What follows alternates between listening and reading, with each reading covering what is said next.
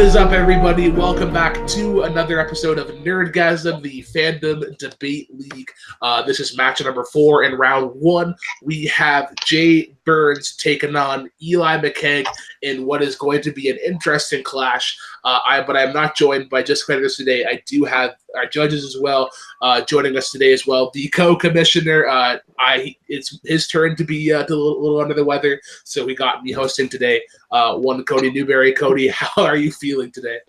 About 75%. I'm on my way back up. I'm ready to be a dickhead pretty soon, but not right now. This one is one of the matchups that I'm looking forward to the most because of two people that actually know a ton about fandom. To let them debate is going to be fun. Again, Jay O's that has that moment of mass hysteria, of snap back to reality. I will always say that's one of the best debate questions that I thought he was going to lose hands down by pitching and then ended up winning. And Eli has proven that you don't doubt him. If you doubt him, you end up either KO'd, TKO'd, or beaten on the last question, regardless. So it's interesting to see the debate if he can match that style, and Jay if he can counter Jay's wackiness. Plus, they have mutual respect for each other, so that's always a good. It's a good debate when that happens.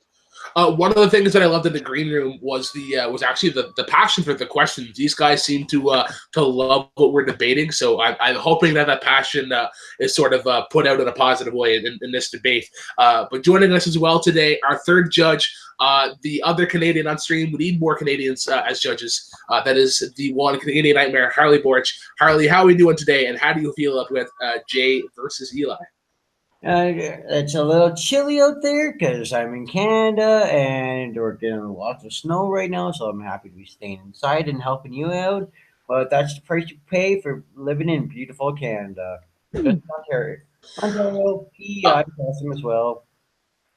Unfortunately, it has stormed here the last couple of days. So yeah, fun times. But let us actually get into the minds of our competitors. Starting off with one Jay Burnz. Jay, like Cody mentioned previously, you had one of the weirdest pitches for Avengers 4, but somehow it worked. How do you feel going into this match with a little bit more experience against Eli? I'm gonna say the exact same thing I said when I went against Dom. This is gonna be fun, and regardless, I just want to show that I can make you laugh, but I also have the ability to come up with a cogent thought every now and then, and I hope to bring that to the table. All right. Well, best of luck to you, sir. And your opponent today has to be coming off one of the biggest highs in the community, winning the Multiplex Gauntlet match, ousting 9 other competitors. That is the showman, Eli McCaig. Eli, how are you feeling today making your Nerdgasm debut against Jay?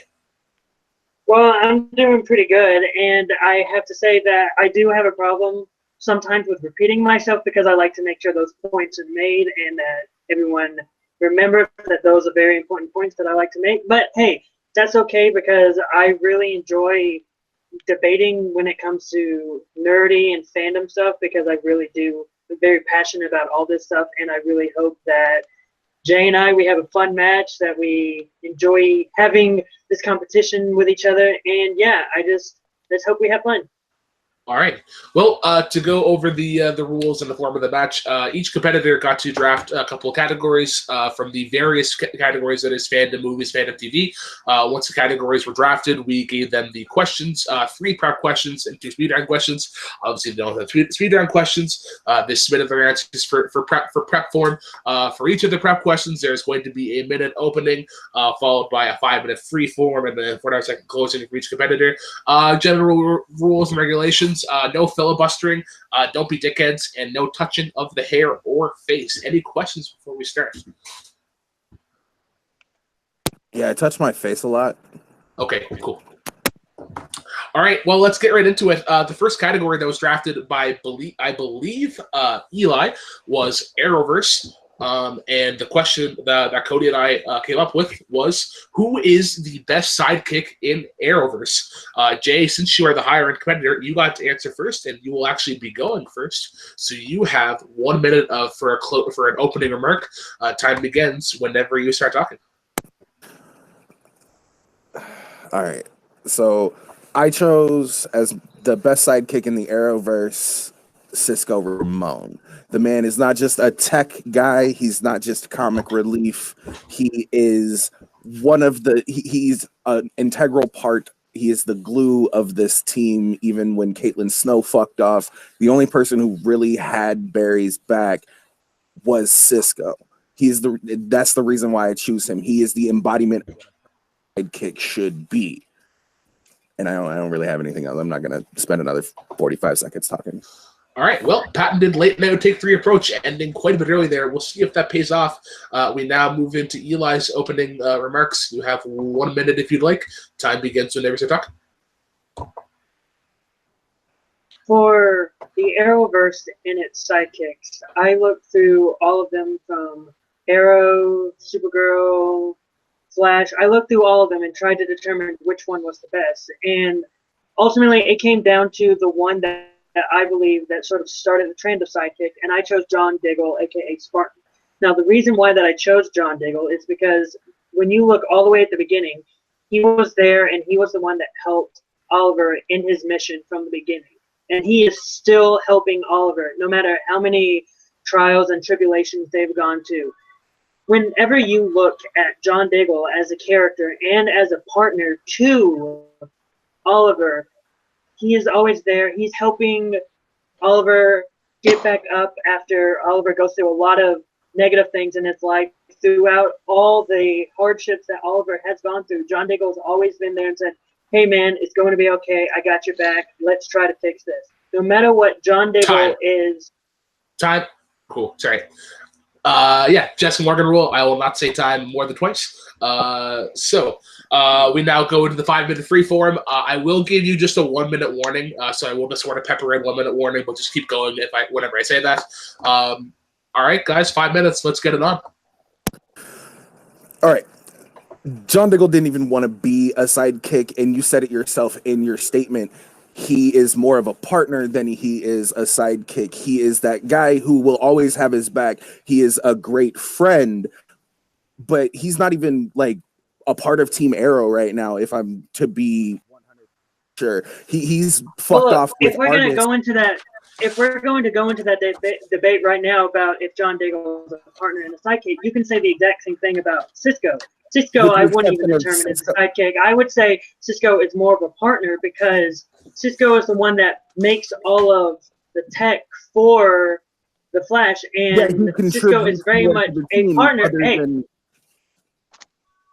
But even like if you look at the entire catalog of the Flash's heroes and Team Flash, Wally West, Kid Flash, is more of a sidekick because Barry was constantly training Wally to be as good as he was. Whereas for Cisco and Barry, they were very much on the same power level, and very much he never had to train Cisco.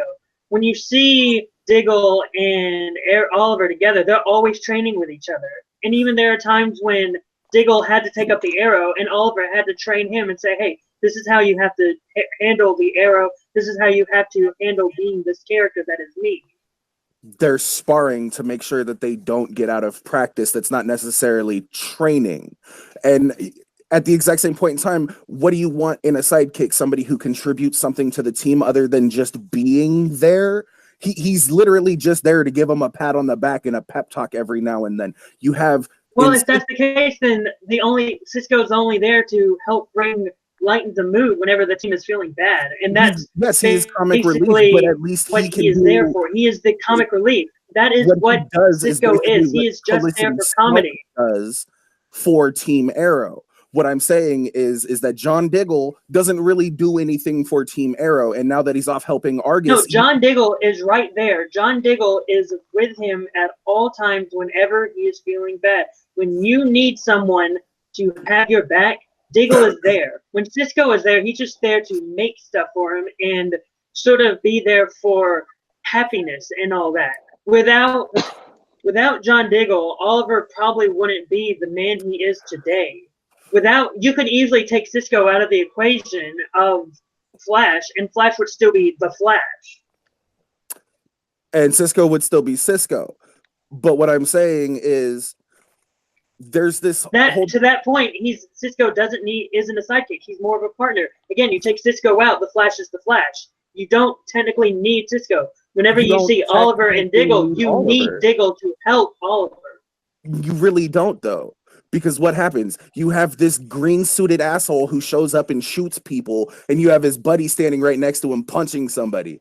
What would you rather have? Somebody who has meta powers or somebody who has a finite amount of bullets watching your back? I would rather have someone that I could trust.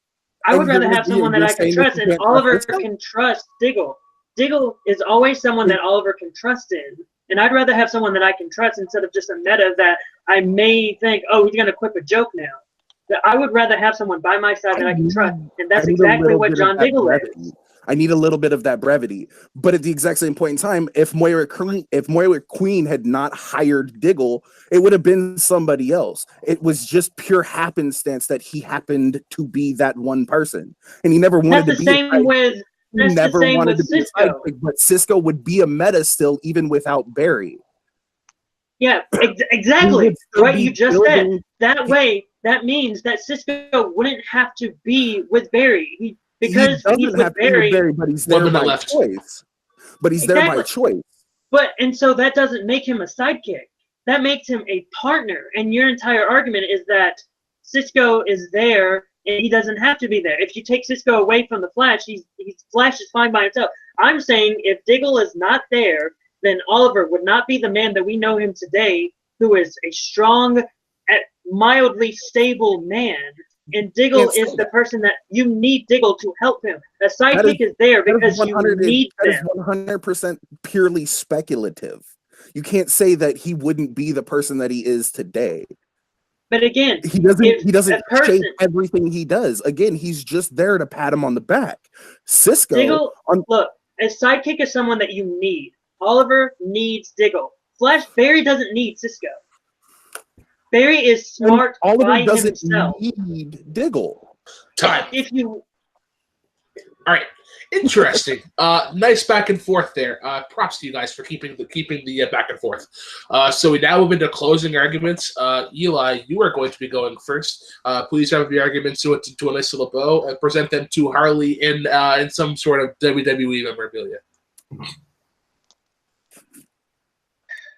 So when you think of John Diggle, I always present him as the person that Oliver needs. When you think of sidekicks, the hero needs the sidekick. With the entire argument that Jay was bringing up, even when he was thinking of Cisco as a partner, because of that, Flash doesn't need Cisco. Cisco can be by himself, and Barry can be by himself. And you see Oliver and Diggle. Oliver needs Diggle because without Diggle, he wouldn't be a stable individual. And also, Oliver needs Diggle because there are times when Oliver was going to die, and Diggle was the only person that had the know-how and the medical know-how to save him. Without Diggle, Oliver would probably be dead, and Oliver would not be in the right of mind. And that's what sidekicks are, someone that you need. Time. All right. We're now moving to Jay's closing arguments. 45 seconds, wrap up your thoughts, and present them into some sort of Boston Red Sox memorabilia for Cody, because, yay, Red Sox in the winter. Boston, Flash, both have red with you. But at the exact same point in time, think about it. Cisco's the one who helped build his suit. Diggle, happenstance. He could have been anybody, and it could be anybody. It just happened to be him. He never wanted to be a sidekick, and he's not even a part of the team at this point. He is with Argus. He is number 2 at this spot helping his wife instead of helping his quote-unquote best friend and the person he is a sidekick to. But you don't see that with Cisco. What you see with Cisco is somebody who is consistently there helping his team and the person he's with move forward and become a better hero. You don't have to read the fight. Okay, cool, sure. Interesting. All right. Interesting arguments given by both competitors. I'm still not sure who I'm giving my point to, so I'm going to pass it off to Cody. Cody, based on the arguments provided, who gets your point and why? I'm not sure who I'm giving my point to, so I'm going to pass it to Harley. No, I'm just kidding. This was really interesting. This is probably the most debate of random shit that I don't understand at all. I've seen the first season of The Flash, so I at least know one, but that's not the reason why I would go get anything. What mainly sold it was in the closing, because as Eli was giving his closing, I was like, damn, well done, Eli. Here's the point. But then Jay talked. And I was like, damn, Jay, good point. I'm going to give Jay the point on this one. But I can, again, that's why we have 3 judges. I could be wrong. I just think that Jay brought more and put Eli on the defensive to have to defend stuff. And instead of actually bringing up creative points for himself, he had to really cover it, which was smart on Jay's part. But I wouldn't be surprised if you guys go the other way on this, really. I am going to go next, and I am actually going to go the other way. I'm going to give my point to Eli. I think he really sold it in the closing, and he was really able to, like we often say, like sort of wrap up the ideas and sort of present them in the overall theme. And I think the theme that he brought of how dependent the psychic is to Arrow just really sold me. So I'm going to go point to Eli, which means Harley, it comes down to you. Based on Arrogance Divided, who gets the first point of the night? Okay. In a lot of ways, it kind of comes down to your definition of what a psychic is. And is it more of a partner, or is it like kind of like an underling, if you will, kind of like a little bit of like Batman Robin, like how it if you know how I'm trying to word that, like you're like they're not better than the main, but they help out the main character so much, but don't overshadow. But and as someone who's never watched any of the Arrowverse, I'm going into this fight completely blind. But by the definition of what I think a psychic is, I am also going to have to probably give it to Eli as well. So that means that Eli does get our first point of the match. I'm kind of surprised. It was very back and forth, but really good job there, guys. We now move into question number 2. Oh boy, am I excited for these answers, because some of them are in really left field.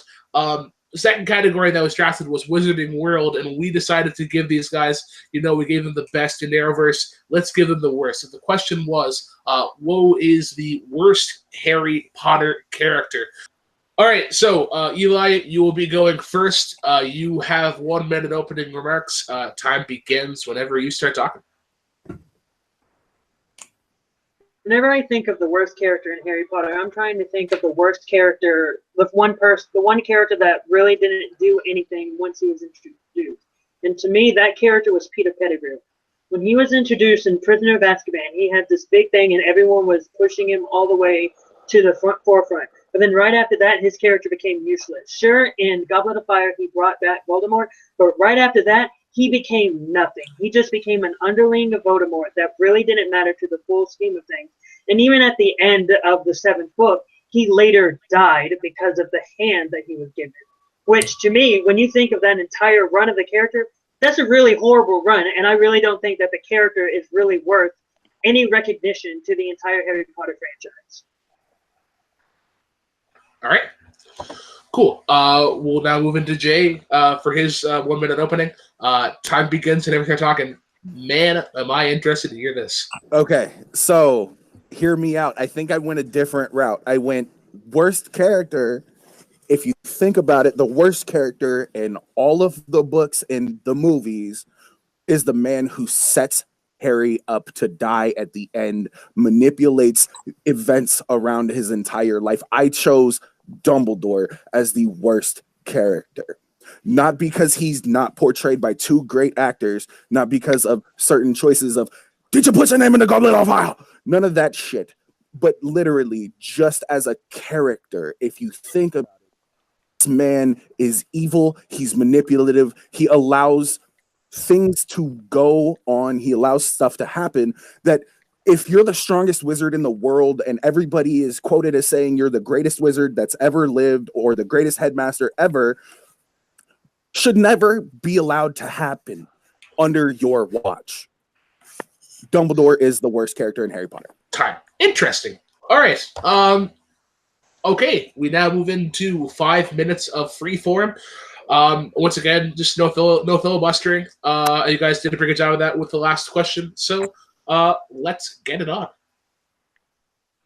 I think Okay, look, you talk about Dumbledore being the worst character. All he was doing was following a prophecy that he read, that he heard about. When you look at Peter Pettigrew, he honestly does nothing after Voldemort comes back. He is literally just there. Whenever you think of Peter Pettigrew, he's like, "Oh, hello, I'm here. I'm Voldemort's henchman." And then right after that, right after this big thing that he did, he kills himself because of a hand that Voldemort gave him. That is literally everything his character does. Dumbledore does more.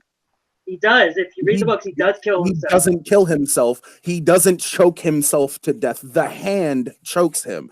That hand was gifted to him by Voldemort. After he decided that he was going to let them go, he gets choked to death. A redemption arc does not make somebody a bad character. But it's hard to do a redemption arc when the character is barely there. What makes somebody a bad character is grooming a child to die. To sit here and literally say, hey, look, I know for a fact that you're fucking the place that you're at is emotionally abusive.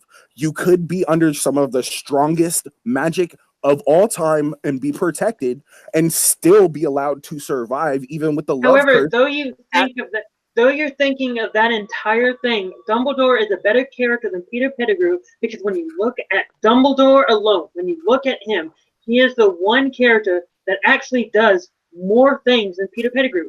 Dumbledore is the one that helps Harry get out of that horrible situation.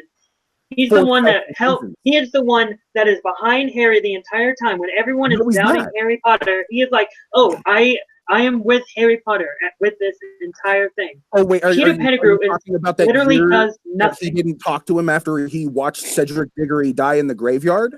Because no, he's not. If you think about it, the only reason Dumbledore even associates himself with Harry Potter isn't because he's the boy who lived. It isn't even about the prophecy. They've chosen. Voldemort chose Harry, so he decided to do that. It would be the exact same thing if it went with Neville. You really cannot argue whether or not somebody's good when they only have 12 minutes of screen time. Or I'm sorry, if they're the worst character with only 12 minutes of screen time. That man has Stockholm syndrome. Doesn't make him. And even to go through it, if you want to look at a worst character, when you look at worst character, thank you for bringing that up, because Peter Pettigrew betrayed Harry's parents. If you want to talk about people that is only there for the bad things of Harry Potter, Peter Pettigrew betrayed his parents. You never get to see it on screen. It's never said by him. It's always. It does, though. That's just it. You want to talk about a bad character, then you need to show why that person's a bad character. You cannot just sit there and say, "Oh, hey, look, this dude did this, and this is why he's a bad character." And Remus Lupin have always said, "No, this person is bad. We know and that who he didn't believe them, and who didn't fucking follow through with that? Dumbledore, who let Sirius Black sit in Azkaban prison." Because he didn't know. Dumbledore didn't know that Sirius Black wasn't a bad person, but Sirius Black always knew it was Peter Pettigrew. But Dumbledore didn't know. Lupin came through. No, it's all good. No, that's bullshit. You can't. No, miss me with that. And first off, let's go back to it. Especially talking about wizard prisons. When Tom Riddle opened up the Chamber of Secrets the first time and Moaning Myrtle died, they just kind of fucking threw it off to the side. He knew it was Tom Riddle, but what they do, they allowed him to take Hagrid away. They allowed him to break his wand. He got kicked out. He got expelled, and then he brought him back. That's a backhanded fucking compliment. Oh yeah, you got kicked out, but be our groundskeeper. Dumbledore is the vilest character. He is the opposite side of the coin to Voldemort. And I feel bad for Wormtail. I don't feel bad the longer I go into the books and the longer I go into the movies. For Dumbledore. When I see Dumbledore, what I see is a man trying to be a grandfather to somebody, and then I see the manipulation start. I see him become this. You can't just think about all that stuff there. You also have to think of the politics that Dumbledore has to go through with the Ministry of Magic. The Ministry of Magic is seeing all this that that is happening in Hogwarts, and Dumbledore were to do nothing to it and be like, "Oh no, you're not doing anything to Hagrid, who is accused of killing someone. You shouldn't be here." So Dumbledore is trying to fully on like, look, okay, I understand Ministry. I'll follow your rules, but I don't care about your rules. I'm gonna have Hagrid still here. And then Look, doesn't go screw along you, with anything and I that the understand, ministry but I'm still does? gonna have him here. It then doesn't go along with anything the ministry does and goes on the run. What did he say? I believe Time. you're mistaken. Wow. That was really good. All right, we now move into the closing segments. We start off with Mr. Burnz first.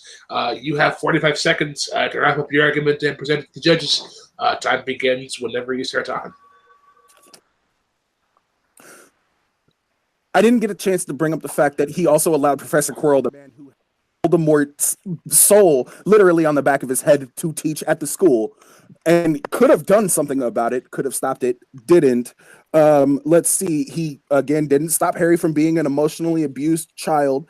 He let Tom Riddle open the Chamber of Secrets. He's constantly endangering students. Everybody says he's the greatest at what he does, yet somehow, if this was anywhere in the real world, not even suspension of disbelief beside, if you knew that there were werewolves and shit in the fucking forest, would you be a great principal and say, hey, look, I'm going to let my students go out there? No. Again, I think we're getting off topic because we don't see the fact that he literally groomed Harry Potter to die at the end of the books and the movies. Time. Love that you ended right on the dot. That gets bonus points in my books, but Canadian points mean nothing. Eli, your closing remarks, 45 seconds. Please wrap up your arguments and present to the judges. Time begins whenever you start talking. It's very difficult in the world of politics to agree with everyone, and that's what Dumbledore is. He's in the world of politics, and he has to agree with everyone and make everyone happy. Purposely betrayed his friends. He purposely risen a former overlord, Dark Lord, and he ended up dying like a chump. That's exactly why he is the worst character, because he is someone that was there, he did one special thing, but then he never did anything right after that. Okay. Thanks for making my point. So All right. done there. So, all right, I'm gonna go first, and then I'll pass it off to the other judges. Jay had this right from the get-go for me. The man could sell ice to an Eskimo at this point for me. I think he gave an interesting perspective of, like, from an outside looking in, of like, this guy let all this shit happen, and I think all the substance that he had was really able to sort of like squash Eli. How it was more like, oh, Peter Pettigrew had like 12 minutes of this. He didn't really do much, so for him to be like a bad character, like, there needs to be something there. So I was really sold on Jay. He gets my point, but I am not the only judge here. I am going to go to Harley next. Harley, based on the argument provided, who gets your point and why? Okay, so it's based on argument on not the fact that there needs to be like 50 fact checks there. Like, but yeah, no, in a lot of the ways, I thought this year was going to be a very, very interesting, but like you said, unfortunately, it was a slaughter. Jay just, he was constantly on the attack, and in this case, being on the attack was the right thing for him to do, and just pepper in examples of why Dumbledore is a horrible, horrible person. If you really listen to what he said, but unfortunately, Eli, we just kept focusing on. Basically, a lot of it was focusing on he brought back the Dark Lord and he died like a chump. All right, so Jay does get the point here, but Cody does not seem to agree with us. So I'm going to go into his thoughts first. How would you explain why? No, I don't even think I was more confused with the fact check. I was completely on board with Jay from the start. I don't think Jay said anything that was too outlandish or too out of stretch. He is now the most feared person I have to ever debate against, because behind the curtain, we literally shared these answers with a ton of people, and they all thought you were absolutely nuts. But you did a perfect spin on this. That is a well-created debate, and it will probably go down as one of my favorite debates I've ever watched. Again, I don't agree that Peter Pettigrew is a worse character, but you definitely, I'm hoping that I get the Men in Black eraser. So next time I watch Harry Potter, I don't think Dumbledore's a fucking monster. So thanks for that. All right, so Jay is able to tie things up, which means that we will eventually get into speed round. But before we get into speed round, we need to move into prep question number 3. Next category that was drafted was animated heroes. So Cody said, Brooklyn, I do not know anything about animated heroes. I'm going to give you the rights of this question here. So I was like, what do I love about animated heroes? And that is voice acting. So I decided to go into the realm of Justice League Unlimited. And the question presented to both competitors was, other than the great Kevin Conroy, what was the best performance in Justice League Unlimited? All right, so Jay, you will be going first in this argument. Excuse me. You have 1 minute opening. Time begins whenever you're talking. All right, so this is best voice performance in Justice League Unlimited. This does not include the Justice League, or I would have chosen Mark Hamill's Joker as the obvious and clear winner. Not being able to do that, I still went with the villain route. I still went with a man who delivers. I'm sorry. Sorry, my bad. No, you're good. I went with a man who delivers spine-tingling, to steal a word from John Roca, has gravitas. I went with Clancy Brown as Lex Luthor in Justice League Unlimited. This man right here is still, when I read a Superman comic, when I watch anything, even if it's on mute or low volume, I hear Clancy Brown when I see him. Clancy Brown has the one of the most iconic voices in all of voice acting. Interesting. Okay, we now move on to Eli next. Eli, you have 1 minute of opening. Time begins whenever you start talking. When I look at Justice League Unlimited, I mainly look at the characters that I believe have the strongest growth, and the ones because of the performers. And when I looked at it, I saw that Phil Lamar playing John Stewart Green Lantern is the character that, in my opinion, had the strongest growth, and the one that had the greatest portrayal. When you see Green Lantern at the very beginning of Justice League Unlimited, he's a very hard-nosed, hey, you have to do it this way, and this way. And by the end of Justice League Unlimited, he's very much, no, you did good, kid. I'm very proud of you. And he has a strong character growth. And Phil Lamar's portrayal of every single aspect of John Stewart is heartwarming. He makes you disagree with him because he makes you disagree with the character because the character is a soldier, and he makes you believe that the character was a soldier. But then when it gets to the heartwarming side with Vixen and Shaira, you feel the love that the man has in Justice League Unlimited. All right, cool. All right, gentlemen, 5 minutes of freeform. I'm really curious to hear these arguments. Let's get it on.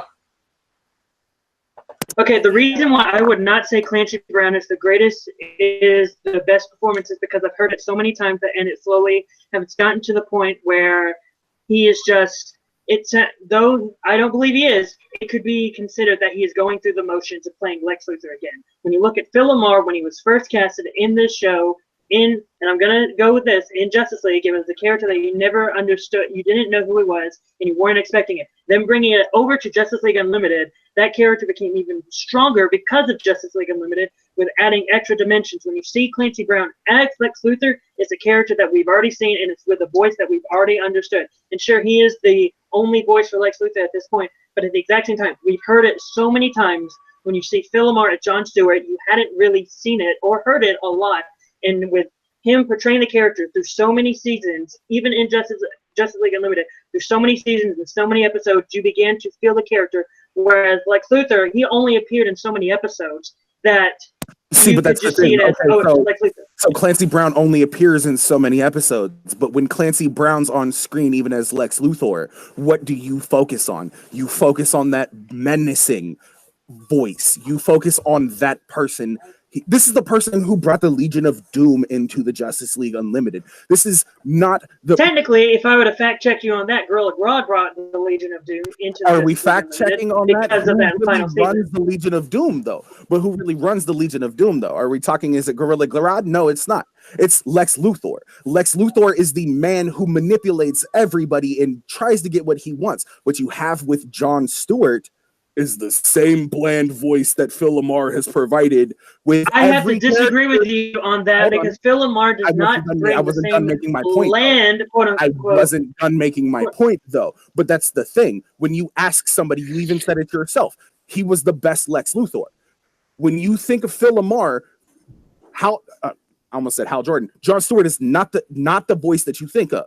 You think of Samurai Jack and you think of Hermes from Futurama. Those are the two characters that you think of, that most people think of when they hear Phil Lamar.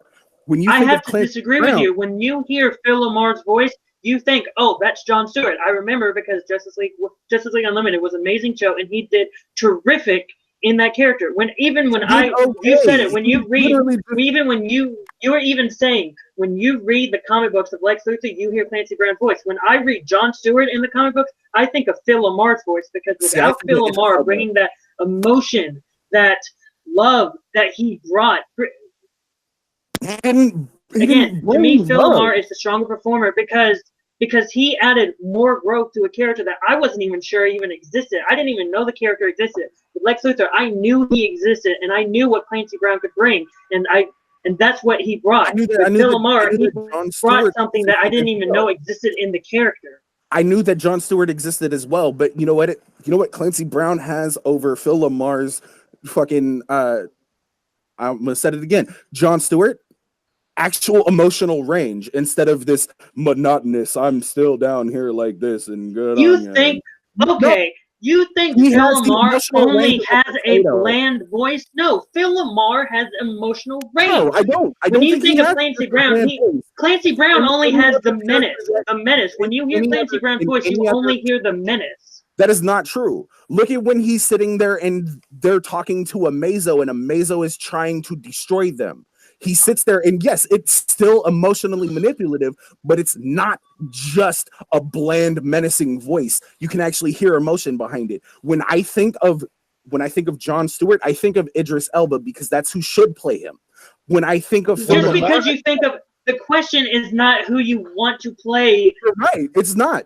John, the question is, look, I don't even think of Idris Elba. I think of Phil Lamar because Phil Lamar, in my opinion, and I believe it is the right opinion in this scenario, is the one that brought more emotion and brought character to this character that had never been seen before. When you if you look at the episodes that are just about Hawkman, Hawkgirl, and Green Lantern, those two episodes brought enough emotion to that one character that I believe that character was real. I felt the love that Jon Stewart felt for Shayera, and I felt the love that he felt for Vixen. That character he's reading his shit deadpan and just adding a little gravel to his voice. No, dude, that does not make a good voice actor. But like I said, Clancy Brown is not changing anything when he's doing Lex Luthor's voice. He's doing the Lex Luthor voice, which is I'll even go further. Clancy Brown's Lex Luthor voice. Judges, please dock anything said past 5-minute mark on the record, please. I do have some fact checking, but I will do that after closing remarks. So we'll be going to Eli first. 45 seconds. Wrap up your thoughts and present them to the judges accordingly. When you say Clancy Brown is better when he plays Lex Luthor, Clancy Brown is just doing his voice. It's just his regular voice. Phil Lamar is doing a character voice when he plays Jon Stewart. And Jon Stewart, while Phil Lamar is playing Jon Stewart, he's adding the love and emotion, and he's playing a military man. The reason why you say he's monotonous is because a lot of military men are monotonous. But when he plays it, he adds that extra dimension that nobody thinks of. And when you see him with Supergirl and Hawkgirl and Vixen, that's when his emotion is coming out. He is a believable character, while Clancy Brown is constantly just doing his voice. And that's what Lex Luthor is, just his Clancy Brown voice. All right. Interesting. Jay, closing arguments. The last of the prep round. 45 seconds. Time begins whenever you're talking. That's the beauty of it.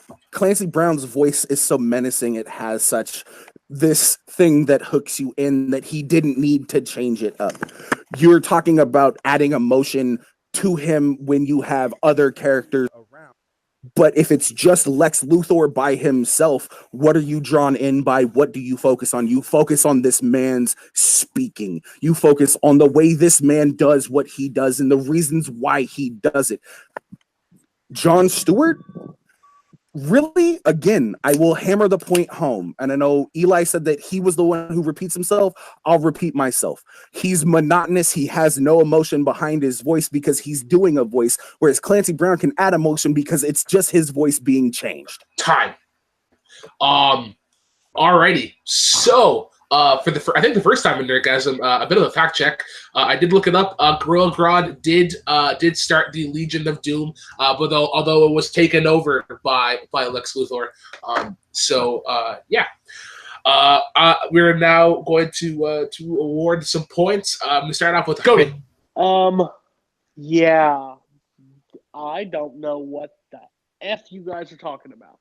So, basically, I gave my 2 criteria of what the points were, and I would have to go with Eli on this.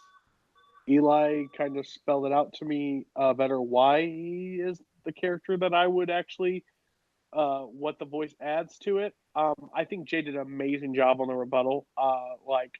It almost sold me. But Jake sometimes gets into just throws those jabs away, but they're missing. Like, he wastes his stamina on stuff that doesn't really matter at times. Even though I think they're great, I just think Eli was more concise and right where he wanted to be and landed the punches. That's why I have to give it to Eli. But again, I've never seen any of what you're talking about, so well done. All right, I'm gonna go to Harley next. Harley, based on arguments provided, who gets your point and why? Like I said, it's so goddamn close and difficult. Unfortunately, with Caleb, Cody. Sorry. With Cody there, I haven't seen Justice League Unlimited. I've of course seen Batman the Animated, and I know the voice actors. I am picturing the voices in my head. It just I think just because there was a lot of same points made, and I think just based on aggressiveness, I'm going to have to give it to Jay. Alrighty, so it comes down to me. Interesting. So I love Phil Lamar and Clancy Brown. I haven't watched it religiously, but whenever you guys pitched your arguments, I could hear the voices in my head. Generally, what I got from Eli and Jay, Eli was how Phil Lamar was able to sort of transform his voice a little bit and really give the range. Whereas with Jay, it was like Clancy Brown already has that voice. It was more so Clancy Brown was the perfect fit for Lex Luthor. I'm going to agree with Cody and give my point to Eli because I think Jay had the attack that I originally anticipated. It was like how Phil Lamar's voice can be sort of monotone and flat. And I think Eli had a really good defense of that and actually gave some examples of how Jon Stewart was able to have romance and stuff. And, those moments were sort of sold. So I'm going to give my point to Eli. But yeah, this match has been getting better and better as the questions move on. So props to you guys. So Eli does move into lead 2-1. All right, guys. So we now move into the speed round portion of the debate. Each question is going to have a 40-second opening followed by a 30-second rebuttal. The competitors know the categories that they have drafted from. Once again, competitors, if I hear you first, you are going to be you're going to debate first. So keep your ears perked while I give the question. Words are tough sometimes. So keep your ears perked while I give you the question. The category that you guys picked is Fox Animated, and your question is as follows. Who is the best character voiced by Seth MacFarlane? Stewie. Stewie? Oh, I know who I'd go. son of a bitch.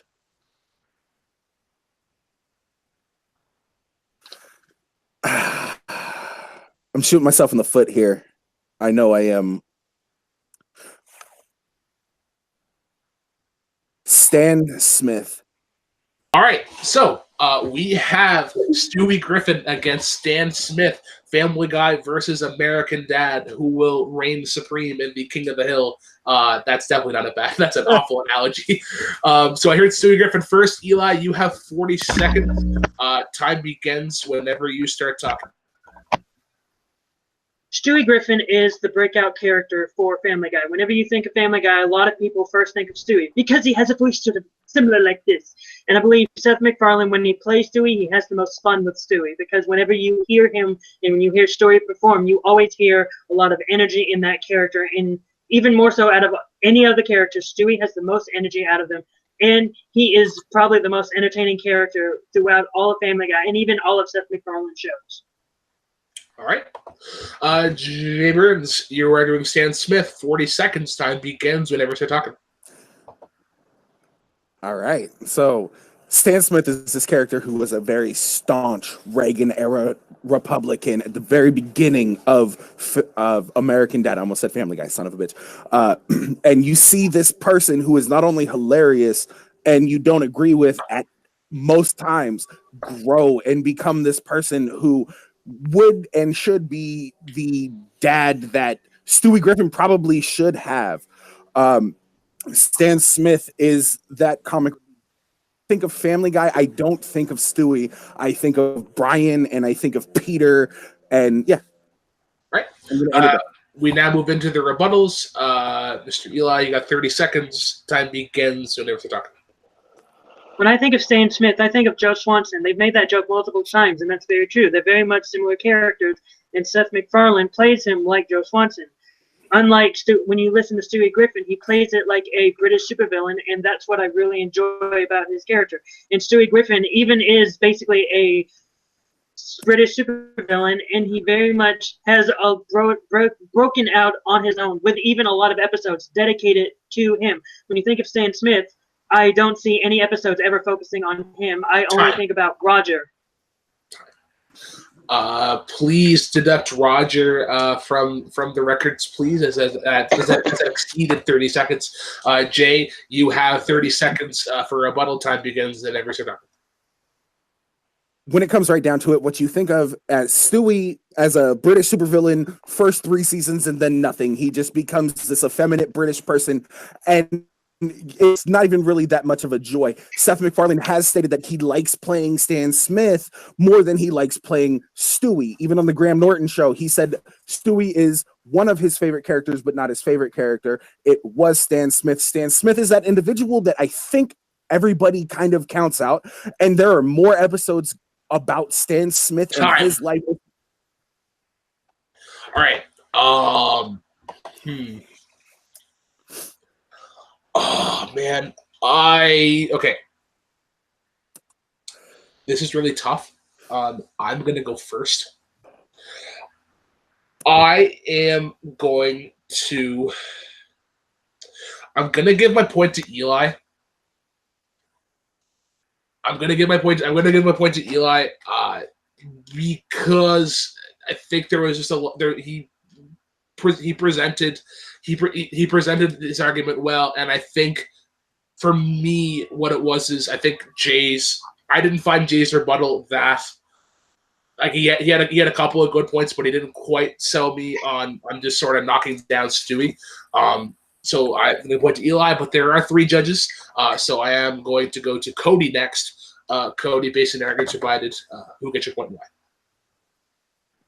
Besides that Stan Smith is that show is the only one of Family Guy or that to make me actually laugh out loud, I think Jay had the better points on this. I think overall he peppered in shots when he needed to, and he went an unconventional route, which I kind of liked. And yeah, so I'm going to give it to Jay. Right. Harley, so it comes down to you. Yeah, based on the arguments provided, who gets your point and why? Yeah. There's a lot of good points. Eli started off really strong when it came to talking about Stewie and how in the early days, yes, Seth MacFarlane really enjoyed playing Stewie. Stewie was one of his favorites. but unfortunately, this character Stewie kind of petered off a little bit and became relatively one note, and just like as and Jay was attacking it on the effeminate, just British and on the side there, and his love affair with Brian. Whereas Jay was also talking about how Eli said that there's not a lot of episodes about Stan. There are, as a big fans of both shows. There are a lot of episodes focused around Stan Smith, and just arguments and everything. I'm giving it to Jay again. Okay, so we are tied up yet again, which means that we go into the final question yet again. Fuck. The question that the category that you guys picked was non-MCU Marvel. Cody and I had a lot of fun with this one, and we gave a question that I thought we think can get pretty heated. So once again, gentlemen, keep your ears perked. If we hear you first, you're going to be going first. Your question is, which is the worst X-Men movie, Last Stand or Apocalypse?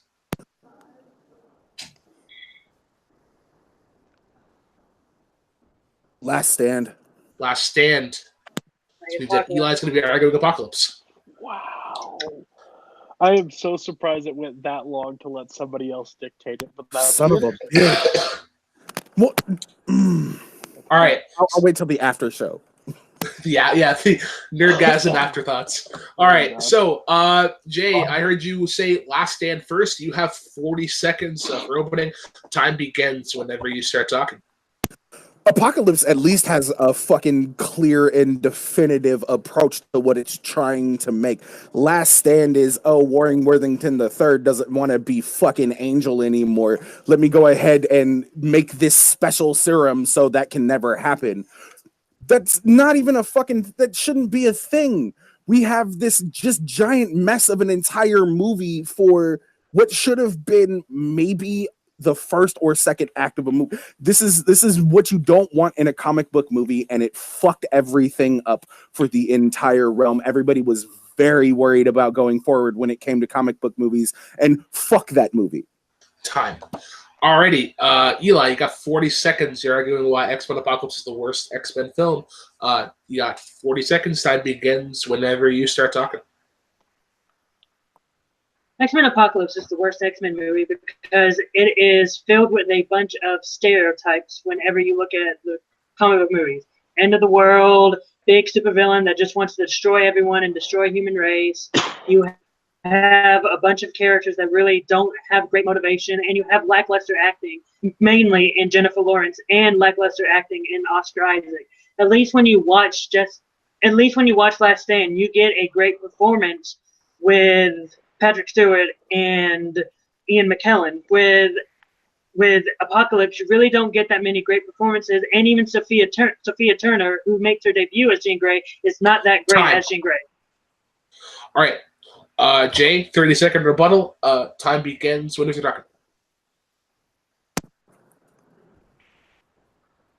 Apocalypse is the better of these two movies. If you asked a crowd of 100 people which one was better, they would definitely say Apocalypse. My movie is bad. You want to talk about stereotypes? Look, they tried to cram as many bad villains, Brotherhood of Mutants, into one forest scene that had absolutely nothing to do with anything. They were just all chilling there. What the fuck does that have to do with anything? Oh, I'm gonna move the Golden Gate Bridge now? No, that's just it's a bad movie. Interesting. All right, so Eli, 30-second rebuttal.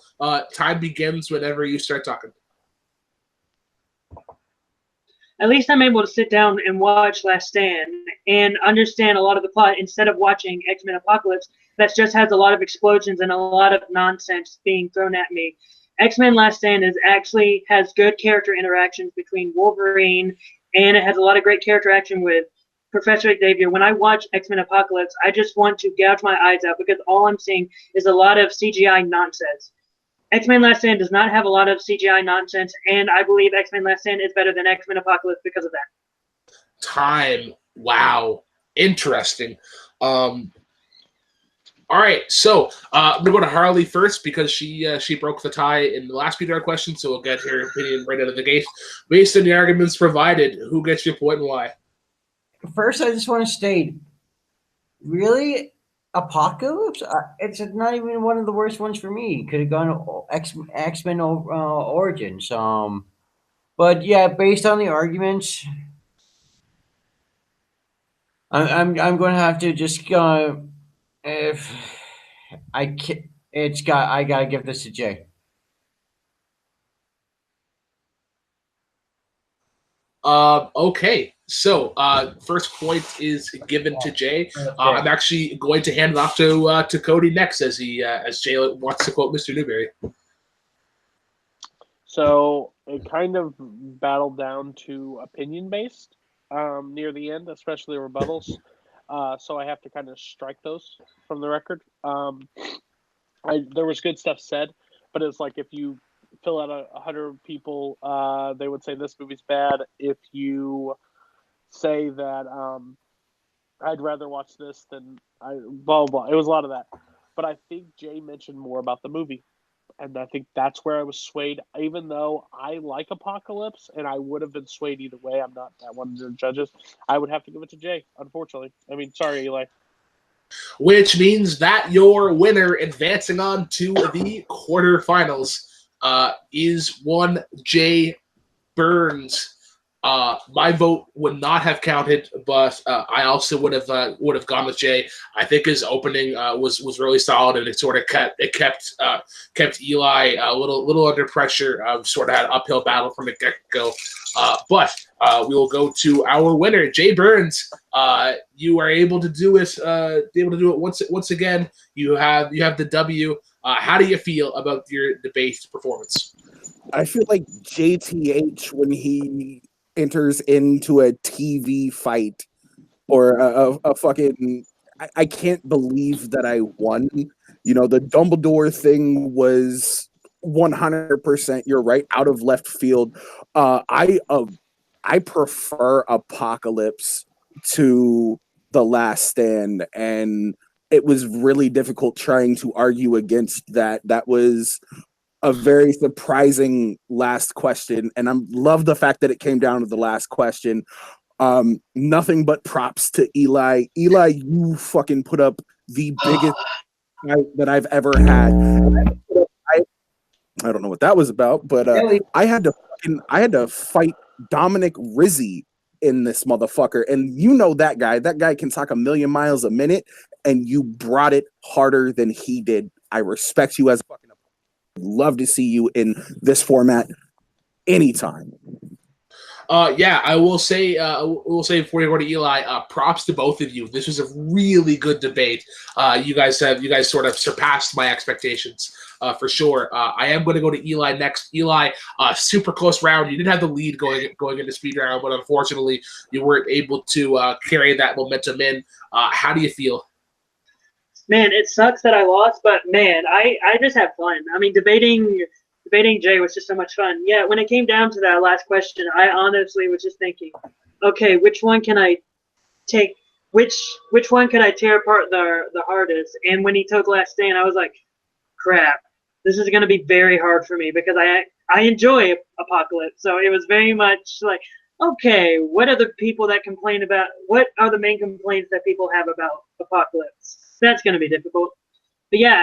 It sucks that I lost, but I mean, I'm glad that I was able to go into the speed round with the lead. But yeah, honestly, it was just fun.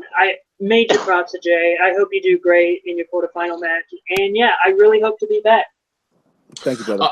One last question before we go to the judges' thoughts here. Jay, you are going up against Tim Smith in your next match. The commissioner, the great Gonzo, the emperor that is Multiplex. How do you feel? If he speaks as well as he spells, I should be fine. Alrighty. Shots fired. I am going to go over to my cohort, my partner in crime, Cody Newberry. Your thoughts on the debate? For me, great performances by both. Nothing to hang your head on. Yeah, this match was really fun. I'm excited for Jay moving on to see what he can do. Again, the more we doubt him, the more he improves. So I'm going to stop doubting him, and let's see if he can actually. No, keep doubting me. No. Keep doubting me. But I'm excited for Eli too, because as 0-1, there is a few people that after this tournament I could pair up to have an awesome battle against. So I'm excited to see, because Eli will definitely be back, especially last question. That is not that's not even close to not getting another match. We're new at this. This is a new league, but we're getting a championship crown, and round 2 is now looking insanely competitive. And one person I didn't expect to be there is there, and Jay has to face him. So it's going to be an exciting time. Alrighty. Harley, very quickly, your thoughts on the match today. Eli, the one thing that would have gotten my vote guaranteed for the last question there, if you mentioned in Age Apocalypse, the mall scene with the teenagers. If you had mentioned that you have a good chance of getting my vote for that point there. But all right. Extremely good match. Jay, of course, I want you to destroy that traitor, the ultimate traitor of all traitors. So you've got my support going forward. A good match, and Jay, thanks everyone. Alrighty. Well, that is going to wrap things up today. I do want to congratulate Jay Burnz on the big W. We'll do our plugs here right quick, and then we'll call it a night. Jay, where can the cool kids of the world find you? All the important people already know where to find me, but if you're not one of those, you can find me on Facebook at Jay Burnz. You can find me on Instagram at _BarGangBurns. You can find me on Twitter at JBurns253, and you can find me on Instagram at _BarGangBurns, again, because that's where I do most of it. All right. To our unfortunate loser today, Eli McCaig, where can the cool kids of the world find you? You can find me on Twitter and Instagram at Mr. Eli Mac, and you can find me whenever the TV fandom matches start getting posted, because, yeah, I'm in those. I'm in that tournament. Yeah, so, yep. All right. To our guest judge today, Harley Borick, where can the cool kids of the world find you?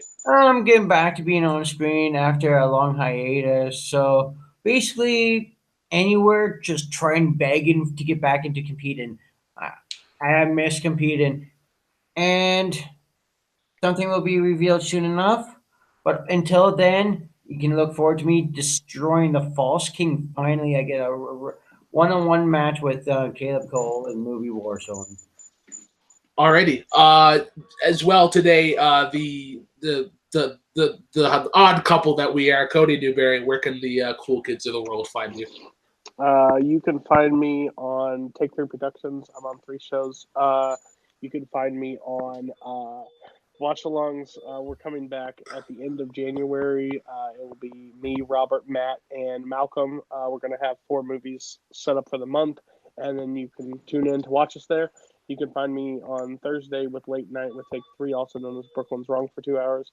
You can find me on Breakup as the grumpy old man in the corner. Probably not about dogs this week, because I'm not about that, but that will be past, so you can go back and watch that. I don't know what this week is, because this will come out later. You can find me over here at Multiplex now. I am an admin over here, and yeah, Nerdgasm's on Saturday. Yeah. You can find me on Instagram and Twitter at TheRealBK10, the number, not the word. You can also find me right here on Multiplex Entertainment running Nerdgasm on Saturdays with Cody Newberry. Be sure to check out the entirety of matches in round 1. Also, you can also find me on Take 3 Productions running not 1 but 2 shows: Jukebox Trivia, Music Trivia, Debate, and Countdowns. Be sure to check out the upcoming season that will be starting in January or in February. And as Cody mentioned, Late Night with Take 3, also known as Brooklyn is Wrong for 2 hours, the Topical Pop Culture Podcast show. Be sure to check out our episode that dropped on January 31st, our return, our Super Bowl episode, which is going to be very exciting, very fun. And throughout the community, Full Metal Media Multiplex, always jobbing to better. So for Cody, for Eli, for Harley, for Jay, I am Wagner Brooklyn Vale. Cheers, guys. And as always,